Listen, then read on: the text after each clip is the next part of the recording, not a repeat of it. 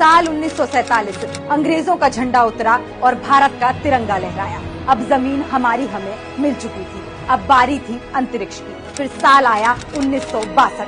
पंडित नेहरू के पास विजन था, दूरदर्शिता थी। उन्होंने भविष्य में अंतरिक्ष की संभावनाओं को देखते हुए इनकोस्पार की स्थापना की और अंतरिक्ष में तिरंगा फहराने की जिम्मेदारी सौंपी गई विक्रम साराभाई को। इनकोस्पार की छत तले भारत का अंतरिक्ष कार्यक्रम अपनी मंजिल की तरफ बढ़ने लगा। भारत ने पहला रॉकेट लॉन्च किया। फिर 1969 में इंदिरा गांधी ने इसका नाम बदलकर इसरो कर दिया। अब भारत ने अंतरिक्ष में अपना परचम लहराना शुरू कर दिया था। 1975 में भारत ने अपनी पहली सैटेलाइट आर्यभट्ट लॉन्च कर दी। 1980 में भारत ने स्वदेशी खुद की बनाई सैटेलाइट रोहिणी सफलतापूर्वक अंतरिक्ष में भेजी। दुनिया के मुल्क हैरान थे कि मुश्किल से 30 साल पहले आजाद होने वाले भारत ने इतनी ऊंची छलांग कैसे लगा दी। दरअसल तब प्रधानमंत्रियों ने न जुमले फेंके न प्रोपेगेंडा किया, बल्कि देश की तरक्की की जरूरत को समझा और काबिल लोगों को उनका काम करने के पूरे अवसर दिए।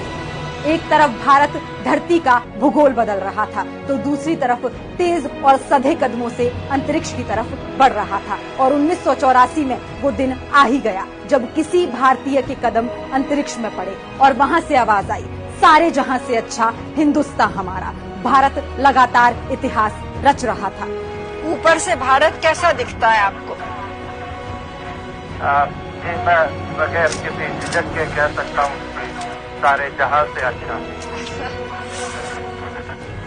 अंतरिक्ष की इस यात्रा से भारत ने चांद की तरफ कदम बढ़ाते हुए 2008 में मनमोहन सिंह जी के असरदार नेतृत्व में चंद्रयान-1 लॉन्च किया। चांद के 3400 चक्कर लगाते हुए भारत के चंद्रयान ने चांद पर पानी की उपस्थिति के ऐतिहासिक साक्ष्य इकट्ठे किए। चंद्रयान एक भारत की चांद यात्रा में मील का पत्थर साबित हुआ।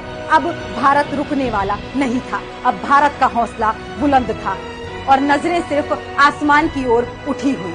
इन्हीं उठी नजरों से भारत एशिया का पहला देश बना जो मंगल पर पहुंचा। 2010 में मंगल पर जाने की यात्रा पर अध्ययन शुरू हुआ। अगस्त 2012 में मनमोहन सिंह जी ने अप्रूव किया और नवंबर 2013 में मार्स ऑर्बिट मिशन ने मंगल की तरफ अपनी यात्रा शुरू कर दी। अब एक बार फिर चंद्रयान 3 से भारत ने चांद पर तिरंगा लहरा दिया है, मगर अंतरिक्ष की ये यात्रा इतनी आसान नहीं रही है। 1975 में आर्यभट्ट से शुरू हुई इस यात्रा ने रोहिणी से लेकर राकेश शर्मा और चंद्रयान से लेकर मंगलयान तक कई सीढ़ियां नापी हैं। तब जाकर चांद का रास्ता निकल कर आया है। आज भारत गर्व से कह सकता है, अब चांद दूर नहीं है। इसका पूरा श्रेय जाता है देश के पहले प्रधानमंत्री पंडित नेहरू को, जिनके विजन ने हमें चांद तक पहुंचा।